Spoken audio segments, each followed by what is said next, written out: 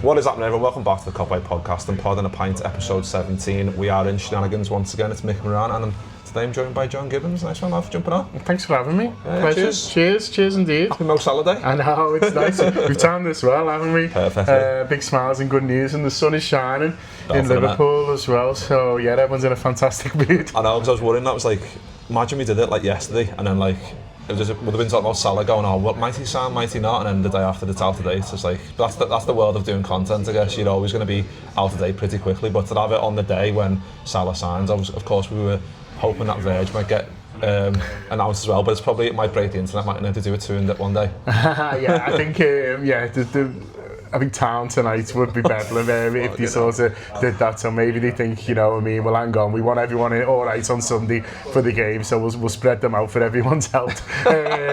So yeah, but listen, Mo Salah, you'll take that, one of the best forwards in the world, sign up for Liverpool. And listen, we were just talking about having tickets for Sunday. You just said you've got yours. We're lucky enough to get to watch him in the flesh, and not everyone does. You know, every Liverpool fan watching this will enjoy him, but for most it's predominantly on television, isn't it? Whereas for us, and maybe I'm sure if you're watching as well, like you, about 3 miles that way he plays at the weekend and sometimes in the week as well. And we're lucky, and then we get to do it for 2 more years. Brilliant. Bossing it. That's what I mean, because all this, like, it seems like it's been coming to a bit of a head, because I've done a few of these shows now. You're episode 17, so I've done 16 others, and kind of most of the majority of the conversation's been around the contract stuff, and obviously like where's it going. Like it looks like it was looking like Trent was going to go, and then it was looking like Virgin Salah were going to stay. Obviously we've got one of them over the line now, Paul Joyce, and other rumblings today have kind of said that Virg is predominantly done. It's pretty much done. Just waiting for it to get announced, and then the Trent stuff. Obviously we don't know exactly where that's going to go yet, but it looks like he's going to leave. What's your stance on the Trent stuff? I think it's hard, isn't it? Because you try and put like your sensible hat on, if you like, and then go, well, you know, would I maybe want to experience something different in life? Would I quite fancy, you know, having done so long at Liverpool, won so much, would I fancy going to do something else? Maybe I would.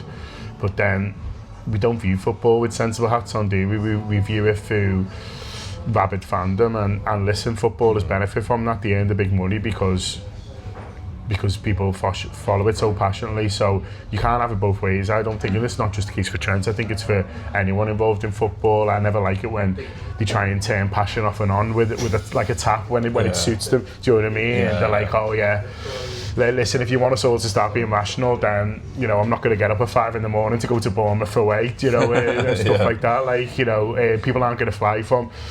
People are going to come all over for the game this weekend to come and watch it, spend thousands of pounds to watch a league game that, you know, we might not even win. And so, like, so we're all irrational with this, and we're all so passionate. And I think it is hard when you give anything to play for Liverpool once, for someone to have that and have a really good chance of being Liverpool captain, and then to just be willing to walk away to go and do something else. So it is hard. There is that little scouse thing as well of, what, you think you're better than us, do you? Do you know what I mean? Which is like, I'm sure he doesn't, but that's like the, you know, like when the Beatles moved to London, you're like, oh yeah, I think you're better than us. There's a little bit of that sort of going on. So there's that. So it is what it is. Do you know what I mean? I think he's probably going to end up, you know, where he's already getting stick, he's going to end up getting more.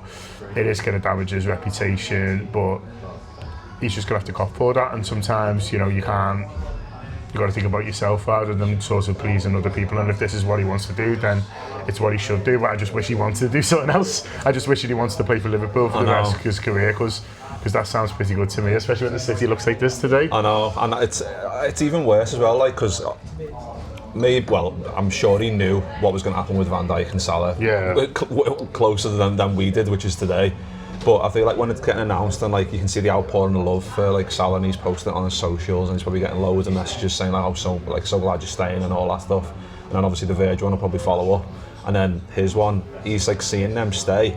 And what this Salah thing brings is, it doesn't bring like Salah and Van Dijk remaining in your club. It also gives that show of ambition, and Slot mentions it in his press, saying like it shows the ambition that we're not wanting to keep these players, but we're also wanting to keep this ambition going, and using those as a platform for other players to go, oh yeah, I want to go and play with Mo Salah, I want to go and play with Virgil van Dijk. So it's one of them where then the main young scouser in the team who's came through the ranks and got the song and all that, then all of a sudden he wants to go off and do other stuff in the country. It's a little bit like, at the point now I'm resigned to it happening, because I think it's going all that, it's obviously going that way, isn't it? But I think it is difficult to kind of to get your head around it a little bit for some people as well, especially online. You see people not agreeing with it completely at all, which I think I get that side of it, but you have to have a little bit of whatever that word is to allow it or accept it a little bit.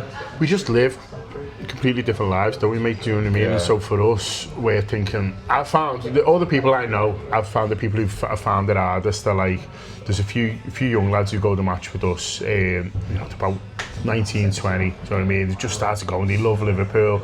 They've done that thing that I remember doing all those years ago, where you got a few quid and you probably just spend it all on the match. Yeah.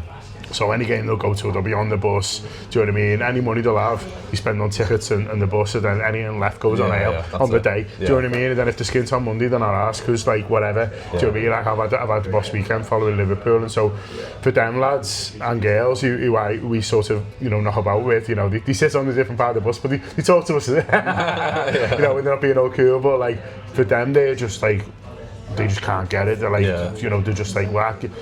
My life is following Liverpool. They can't even imagine playing for Liverpool, and there's this lad who's got it, and he's just going, and turning his back on it, and so they're just finding it so difficult, and that's where you get frustrated with former players and stuff like that, going Liverpool fans should feel like this. You can't tell people what to feel or how to feel, because you've not lived their life, same as we haven't lived Trent's. Do you know what I mean? Trent might feel well, I've only got a career that's so long, and I want to achieve all these different things, I want to have these experiences, and that's sort of his life, and we can't understand him. But then he's probably looking at us and going why is everyone being so mad? Do you know what I mean? I've tried my best, I've won everything, I want to go and do something else. So I think you might have to get to a point where we just accept that we just can't understand each other's position. Hopefully there's a bit of shrug and move on, and it doesn't get too nasty, because you don't really want that. I don't think anyone really wants that, especially when there should be some really good celebrations come the end of the night. Yeah, that's it. And I think it's easy because people just compared it to the Maka situation and the Owen situation, and it was because they were in worse teams, it was easier. It wasn't easy to accept, but it was easier in a way because of that. Because we haven't we extending Salah, extending Verge and all that stuff, and we're obviously hopefully going to be signing some players in the summer. We need to, and there'll be maybe a bit of overhaul in terms of number 9s coming in and all that stuff. So it's an exciting time to But then again, it's one of them. You can't understand the point of view, because he's lived experiences of being a Liverpool player, and obviously wants to go and do some different stuff, isn't it? So it's one of them. But yeah, I was talking to you about Salah before we started recording, about his goals, and that was the first thing I thought of, because I'm obsessed with looking at this goal. I know it's Premier League only, but this Premier League goal scorer chart, and he's currently on 184. He needs 30 more to go second in it. Harry Kane's currently on 213, so he needs 30. Might be a bit of a stretch to... Who's second, Rooney? Harry Kane's second, Rooney's third on 208. So he needs 30 to overtake Kane and go second, or 77 to go first. Yeah. So he's got 7 games left this season, and obviously he's got 2 more seasons as well, which... He could do it. That'd be... Yeah. So say you needed 72 or whatever in 2 seasons. It's a lot. Don't get me wrong, it is a lot, but you could do it. Yeah. Which is mind blowing.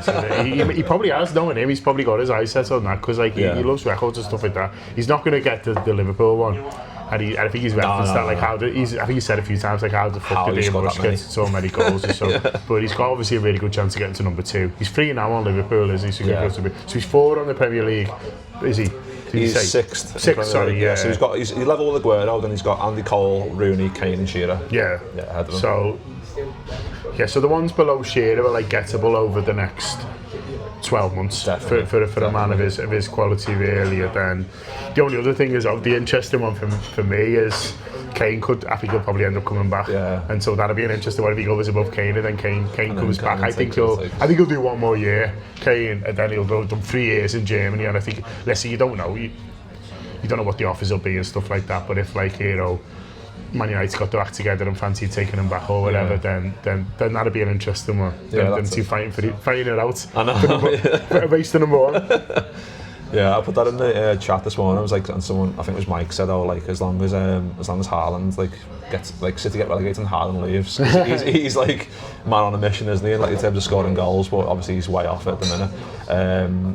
But yeah, I was gonna just spend the whole episode talking about all 243 goals. Stats. Watford, 12th of August 2017. Nah, but you could talk about it all day. Let's go on to the opening question. We've got quite a few of these, but obviously we can only do one, otherwise we'll be here all day. So obviously you are a trumpeter. Is that the official? Yeah, I think you'll have it. We're trumpeter really, but trumpeter. Yeah, trumpeter. Trumpeter is nice, but sounds grander. It does. Sounds grander than the way I play it. So someone's asked, what's the weirdest place you've played the trumpet? I have actually been really lucky for I'm a decent trumpet player. I'm all right. Do you know what I mean? But I've had some amazing experiences playing, and I remember. On my birthday doing a gig with Ian Prowse in Brooklyn and in New York, and 7 or 8 years ago, that was incredible. But in terms of weirdest, I remember, so the Anfield back went to Australia in 2013, and we took some musicians over. We must have got some funding or something. We took some musicians over, so T Street Band came over, then Chris from Silent Sleep, who I used to play with, come over as well, and we did some gigs together, me and Chris. And then we went out and got pissed and just with our instruments. And then about 4 o'clock in the morning on George Street, which is the big street on Sydney, we just ended up busking and just going out. But we used to have a bit of a trick, say go up to people and go, "Oh, what's your favourite Johnny Cash song?" Everyone says "Ring of Fire," especially when you're pissed. Do you know what I mean? It's "Oh, Ring of Fire." Do you know what I mean? It's all they go "Ring of Fire." They're like, "Oh, I think we know it." And then I'd get the trumpet out to go, and just play it, and he'd play it, and people would go mad. And so I'd say, 3:30 in the morning in Sydney on George Street playing Ring of Fire is probably the weirdest place I've played. But yeah, we did all right. I remember some fella give us $50. I was like, fucking hell. Give me it's 25 quid. That was a lot of money in 2013. So that paid for a few of the beers the next day. Yeah, perfect that. Well, the other half of the question, you might as well answer this one as well then. Which musical Liverpool player would you most like to jam with? I don't know which. I guess you could say any of all time, but I don't know how many are involved in or. I mean, the obvious musical one's Allison, isn't he? Because he plays guitar, and so I reckon you could do something with him. But I'd love the idea of doing a samba band with Bobby Firmino if you'll give me if you'll let me use ex players. Imagine Bobby on the drums and me playing trumpets. I reckon we'd have a good time. Yeah, that'd be good. I don't think any others. Not many. I think Ryan Babel was he into rap? He's still doing bits. I think. He did. Just do a little trumpet solo for Ryan Babel. Do it for the anecdotes. Yeah, definitely. Boss, we'll have to sort that one then. And I was going to ask you. So, did you go and see Usher?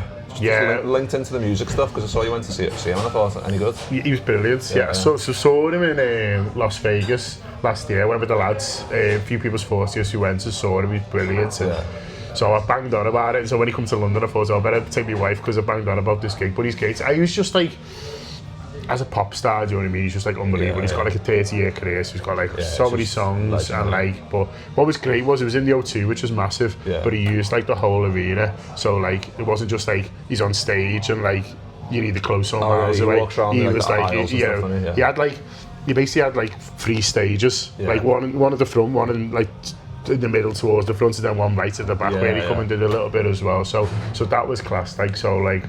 Was that the night he brought out Craig David? Was that not? No, I didn't. We didn't get a special guest. So we've done so Craig David's come out, and I think Estelle come out one night as well. But we just got Usher, but that's not bad. No, but he was really good. Yeah, but it's some place that O2. Have you been? I've been, yeah. It's I couldn't believe it's the first time I've been in, I think, and you could have a night out there without even going into a gig. They've got just great restaurants and stuff that, and bars and stuff. You could just go there and forget about it. Forget there was a gig on. Unbelievable. Yeah, it was good. I think similar to what you just said is I want to go and see Usher, but Justin Timberlake done something similar. It was free, loads of stages, and he'd walk around and have little circle. Well, funny enough, I was thinking about him because I was thinking is Usher the best male pop star at the moment? And I was like, is there anyone better than him? At that level, and the only one I could think who compare of the last 20 years was Justin Timberlake, probably in terms of that pure star star quality, dancing, all the charm. Do you know what I mean? All the thing. I think so, but I think Usher's probably a bit ahead of him. I don't think Timberlake could, because he sold out 10 nights at the O2. Usher sold out. He probably could have done. I don't think Timberlake could do that now. I think it's only probably I don't know, would you say like Beyonce? But like, it's funny though, like, I won't bang on about it, I shouldn't do too much longer, but like, I enjoyed it, but there's a certain like age of woman who were like, that gig was for them. Do you know what I mean? Like I saw some clips. Some cherries were involved. I've seen all that shit. And I was like, listen, I'm having a good time, but for them, this is like a whole other level of experience. Like, if the cherries coming out, I'm going for a pint. You know what I mean? He's not looking for you. It's pint time.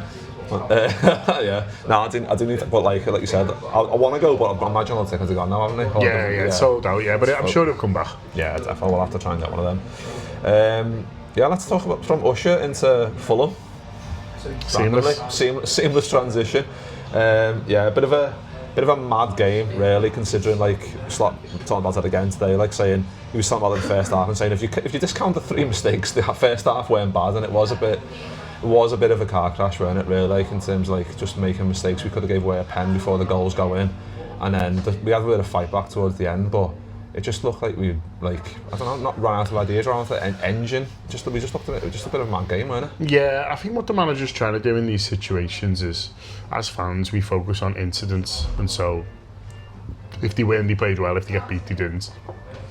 That's how we look at it, and then whereas he's trying to like encourage us, I guess, to look at sort of like the bigger picture, so just from a point of view of positivity, really, just a point of view of like, you know, sometimes you can play well and get beat. I'm not saying this is one of those times, but like the PSG game, the home game, like he was trying to argue a couple of weeks ago, that's actually the best we played all season, but we lost. And I think and then there's times where we play well, but he's gone like, oh, you know, I didn't think we played that well and stuff like that. And so like I did see an interesting stat with the Fulham. It was like the last time we made that many mistakes in a game was Bournemouth away, but we get a clean sheet at Bournemouth because they don't take them. And so probably the worst mistake of the Fulham game is the Canate one, probably the worst error, but they don't end up scoring. And so I think for us as fans, we always remember, made the mistakes so we played shit. Whereas it's obviously the manager's job to A, analyse it a bit different, and then B, certain managers to just try and frame it. So I think what he's trying to do with comments like that is not necessarily let the players off the hook, because I'm sure he's hammered them in private over the errors, but to actually, you know, when you do the press conferences, because press conferences, a lot of it is about like, you know, the message you want to sort of send out there. I think he's saying that, listen, yeah, we made mistakes, we should be defending better than that, but actually if you look at the whole game, look at the way we started, look at the way we played for the bulk of the second half, we were doing a lot of things that we want to do. And he's right, but the problem is you've just got to eliminate those mistakes, and you certainly can't make, you know, it's 3 bad goals to concede in different ways, isn't it? And you just can't do that, because if you do, it will define a performance, and it will define how supporters feel as they're going back down. I mean, I went to Fulham, and you know, on the train back, you know, you're not thinking, oh yeah, well, we had a good go second half. You're thinking, oh fucking hell, like what was that second goal all about? And so, you know, but he gets it. But I think what he's trying to do in comments like that is to say, like, listen, we weren't a million miles away, so if we cut out them mistakes and attack like that, then we should beat West Ham. And I can see where he's coming from. Yeah, that's it, isn't it?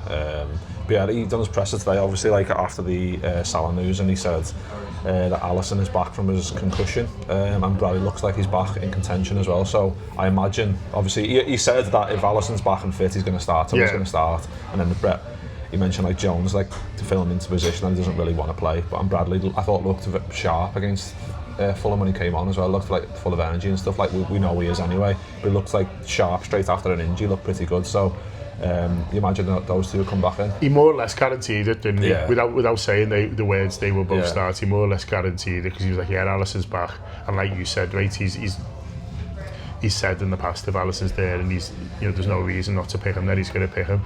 Bradley, he said, like, he talked about Jones, said he did well there, but he's not a right back, and then he was like, so if you've got a right back, you play the right back, and he's got a right back, so he is going to play him, and talked about him, you know, in a positive way. And you know, I'm glad it was James Pearce asked the follow-up question on Bradley, because he got a bit more out of him. And first he was just like, yep. Yeah, it was quite basic. And then like, if that was me, that's why I'm a journalist, I'd be like, okay, thank you. Thanks, Arnie. Whereas James is like obviously experienced, who's like went back and asked another one, and actually got a good answer on Bradley. And he like I said, more or less guaranteed, without saying the words, more or less guaranteed he's going to start, and they'll make a big difference. And you know, I've argued since the Fulham game, you know, a little bit. I say argued, you know, I was a bit surprised people might say, you know, this shows how much we're going to miss Trent. And I don't think you can say that when the second choice right back's out, exactly. And probably the third choice in Gomez as well. And so I think even if Gomez would have played against Fulham, it would have been, you know, a different scenario because he's shown he can play the position in the past. And so I think it's, put it this way, if we get like a good Conor Bradley at the weekend, like no one's going to be saying like, oh, no one's going to be banging on about missing Trent. And so I think he's going to make a massive difference there to how we attack and how we attack down that right hand side because the way he carries the ball and just because it's like an extra threat. I think we've just been a bit too easy to defend against on that side, and you know, it just means that it's all the focus is on Mo from a defensive point of view. Whereas if you've got runners and more variation in your play, I think it becomes much harder. So, but having Bradley back is massive, and I think having Alisson back's pretty big as well, just because in theory he should be quite quiet at the weekend, but just having him there and his presence and the fact that he's won the league title before, I think you can never have when you're going for something. Yeah. And it's not quite getting nervy yet, but like, you know, we want the points, we want them on the board. You know, when you're in that situation, having as many people as possible who've been there and done it, I think is only positive. So I think, although we're hoping for a quiet day from Alisson, I think just having him in the dressing room and having him on the pitch will be a positive. Yeah, it's the experience, isn't it? Yeah. Like, and I think it's similar what you're saying with Bradley as well, because you could see in the Fulham game, and obviously even since Bradley's been out, where Jones is maybe filling in those positions, it's the familiarity as well, though, isn't it? It's like it's knowing where they're going to go at certain times. It's the interchanging of play in those areas. If it's Jones there, it's like he's learning where to go at certain points, and it's split-second stuff. If you're not in the right position at the right time, that chance is gone, and then you have to build back up again. It's like you need to have it perfectly at the right time. No, that's a really good point because, you know, with Jones at right back, you think of from a, you know, there might be a defensive cock up like for the first one where, you know, a natural right back anticipates that a bit better. You know, I think he just thinks Kanate is going to head it, and then when he doesn't, he can't react quick enough, and it just hits his shin. Whereas, like, I think, you know, a Trent or a Bradley's going, you know, thinking, well, you're getting ready to clear it. And I think that's just sort of the difference between playing in that position and not. Whereas, but going forward, you think, oh, well, Curtis will be all right, but he sort of wasn't really, and I think it's exactly what you were saying. It's that having an extra second just to need to think. So against Everton, it wasn't quite as pronounced because they were sort of sitting right back, and you know, he was using the ball pretty well. But against Fulham, you just saw a couple of chances where it's either him doing an extra touch or it's someone else doing an extra touch because they're just looking where he is. And when you wanted to either break quickly or move defenders about or something like that, it is gone. Sometimes it is as simple as that, especially when you've got a team who are very mobile like Fulham, and so it is. You want to be as fluid as possible, and you get fluid from repetition, and there just hasn't been anything like that down that right hand side. But I think Salah really likes playing with Bradley. Definitely. I think he enjoys it. I think he actually, you'll see him feeding him a lot. You'll see him sort of coming in and also going, you go Bradley, and he's a very selfless player, Mo Salah, you know, despite the reputation. And one of the ways you see it is he's quite happy for 5 or 10 minutes sometimes in a game to play second fiddle to Bradley, just be like, I'll just do 1-2s, I'll be the fellow who feeds you. He's quite happy to do that because he knows that it means the team are more likely to score a goal. You know, an extra threat is good, but I think also he knows that, well, if they're starting worrying about him, then next time I can go shape and go in. Exactly. And so I think, like, he's not one to just go like, oh, this kid's playing right back, just give me the ball. Like he plays, I think he links up really well with him. So I'm looking forward to watching them two together on Sunday.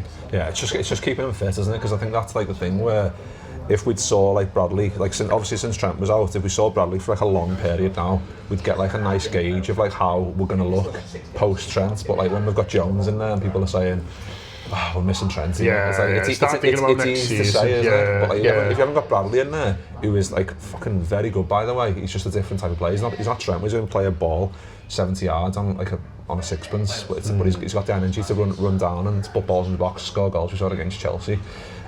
He's capable of doing amazing stuff as well. It's just a different style of right back, isn't it? And that's something that we'll need to get accustomed to. Obviously, it looks like Trent's going. So, but yeah, what's your thoughts on like West Ham then? Because where are they in the league? Let's have a quick look. 16th, yeah, 16, 35 points. So, I mean, they're not in danger of going down because they're 15 points ahead of Ipswich. So that, I mean, it's pretty much game over for the bottom three, innit?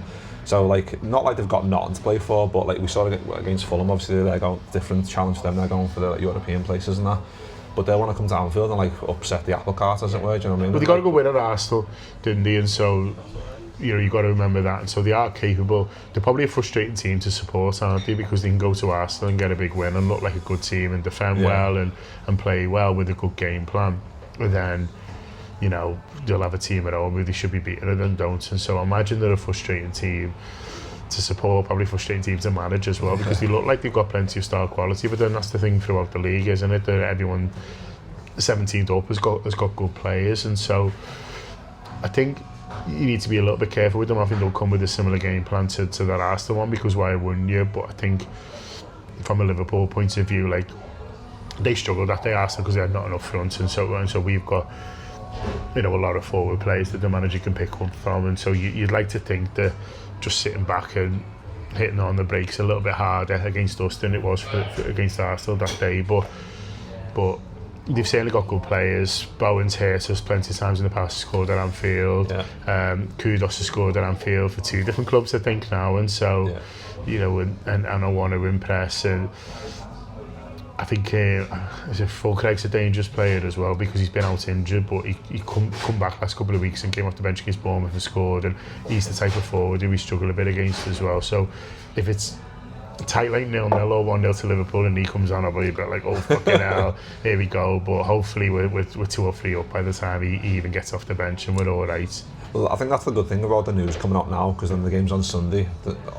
We'll still be hopefully riding the wave of this excitement and that, and Salah's going to get a massive ovation, and we can kind of, heads in the crowd will be a bit more relaxed knowing that one of the 3 is like signed up for 2 more years, and you can kind of like, because I'm not saying it's affected the atmosphere a little bit, but like, I don't know, when stuff isn't going quite right, you can say, oh, his head's not there, or like, you know, because he's had like maybe a poor last few games, Mo Salah, you can say, you could argue, oh, is it affecting his like his match? Is it affecting his play, like on the field, like that he's not signed his contract yet? So all those like shitty stuff we can forget about now and just focus on like Salah is staying for 2 more years, and that will hopefully translate into the atmosphere as well. Yeah, because it has been like obviously a bit of distraction throughout the season, isn't it? Probably a distraction more for us than the players. The players have seemingly gone on with it, and Arne Slot referenced that this morning, didn't he? He was like, well, you know, use a bit what we're talking about it, but look how many goals Salah scored. But I think it does feel nice to have it done. I'm sure it feels nice for Mo to have it done and announced, and he'll want to celebrate it on Sunday, and that's no bad thing either. That's it. But yeah, it's what are you thinking, like forward 3 then? Because I think like pretty much the whole team, I think now you can pick easily, but I think it's always like who do you think is going to be 9? Like Jota, Nunes, there's Diaz, and then Gakpo maybe on the left, Salah obviously on the right. I've got a feeling he might do Gakpo and Diaz through the middle, and Salah. I think that's the 3 that play away and they win 5-0. And also I think like managers often at this time of season just revert to sort of what they're into, and I think although he's played Jota a lot in 9 recently, I still don't think he's completely convinced by him, and I think he likes Gakpo and Diaz, and so I think if he sees a bit of a way to get them both into the team, I think he'll take it, because I think I genuinely don't feel like he's got a preference between the 2 on that left-hand side. I think he likes them both, so yeah, I think that's what he'll go for. Yeah, and I think similar to what you were saying before with Bradley and Salah having like a good connection, I think it's similar with Robbo and Gakpo, I think, on that left-hand side, so it's like having those like that bit of symmetry, and like they can synergise in a good way. I think that's obviously a good reason to pick them. All right, well, I've got a quiz for you at the end. Nice. Okay. I've not prepped you for this because I thought I'd put you on the spot. Yeah, very much so. So there's 20. Apparently, there's 20 double agents to have played for both Liverpool and West Ham. Okay. Can you name? How many can you name? Do you know what's mad? The first one that comes into my head, Julian Dix. What a player to first think about. So yeah, Julian Dix, Yossi Benayoun. Yeah. Paul Konchesky. Yeah. Fucking hell, some great left backs I'm thinking about here. Joe Cole. Yeah.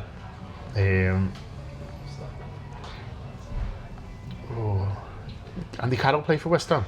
He did. Feels like he must have. Yeah. Andy Carroll. Okay. So the Dix move was a funny one because a couple went the other way, but I can't remember who they were. Who went the other way. I think they were decent players as well. It was a terrible one, that Dix one. Right, I'm struggling. I was flying for a little bit, wasn't I? And then Mike Marsh.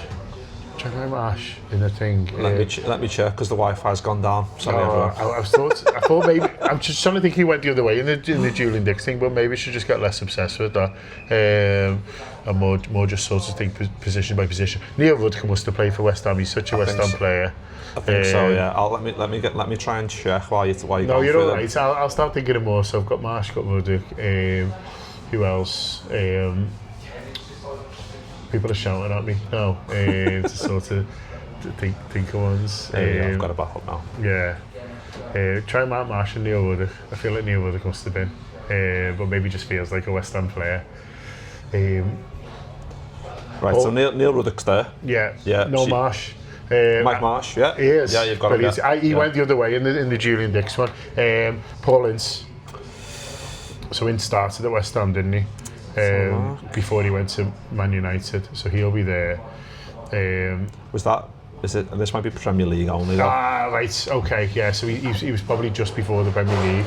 Then he was probably at Man United at the start of the Premier League era. Yeah, so I think So Mike Marsh was at Liverpool 83 to 93. 87 to 93, and then went to West Ham 93 to 94. Yeah. So he's down summer of 93. That's 1 year after the Premier League started, and he was in the Julian Dix deal. But yeah, Paul Ince must have gone maybe that summer, so he's not played summer of 92, so he's not played a Premier League game for West Ham. That's a shame. I was quite pleased with that one. You can still have it. No, you're all right. We'll sort of play by the rules. I tell you, thinking of others.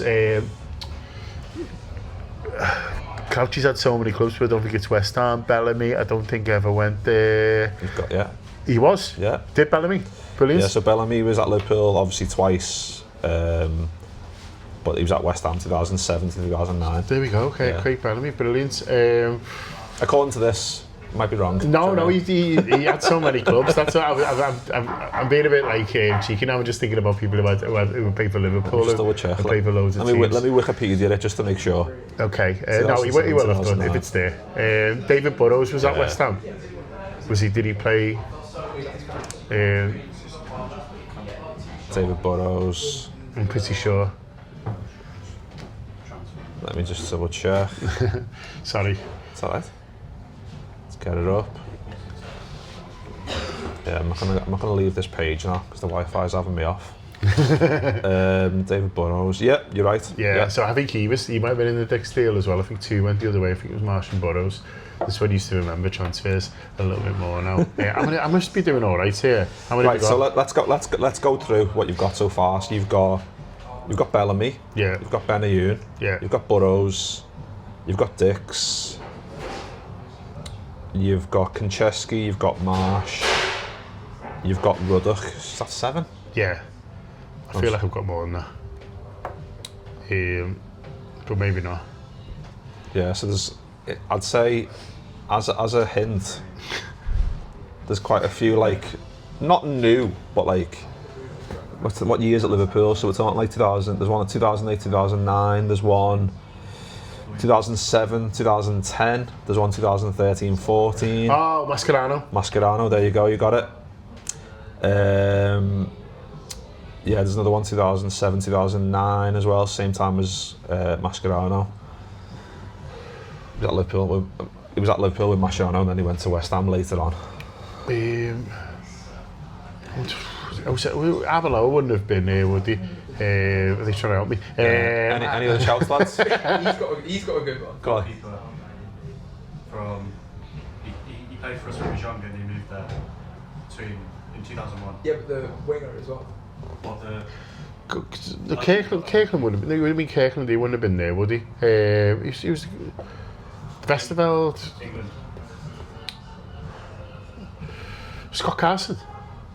No. Nah. Before. Yeah, before that. So he played for Liverpool between 92 and 99. David James? Yeah. Was he David James at West Ham? I was going to say David James before. 2001, 2004 he was at West Ham, yeah. Oh, I remember him. I just remember him in Man City coming on as a striker. West Ham. I don't know. I feel like I've not done very well here. No, you've done alright. I would have done well. Victor Moses. Victor Moses, Yes. there you go. Where did he pull him from? That is a shout and a half. That's probably the if you were doing a quiz, that'd be the star prize. That's the point of that. Yeah. You win half a Madrid. Do you want me to read them out for you? Go on. Right, so from the top, we've got Adrian, we've got Arbeloa, Bellamy, Benayoun, Burrows, Titi Kamara, what a guy, yeah. Andy Carroll, Joe Cole, Julian Dix. I got Andy Carroll, you didn't give me him before. Oh shit, I didn't, sorry. Joe Cole, Julian Dix, Stuart Downing, Don Hutchinson, David James, Glenn Johnson, Robbie Keane, Paul Konjeski, Mike Marsh, Javier Mascherano, Victor Moses, Neil Ruddock and Rigobert Song.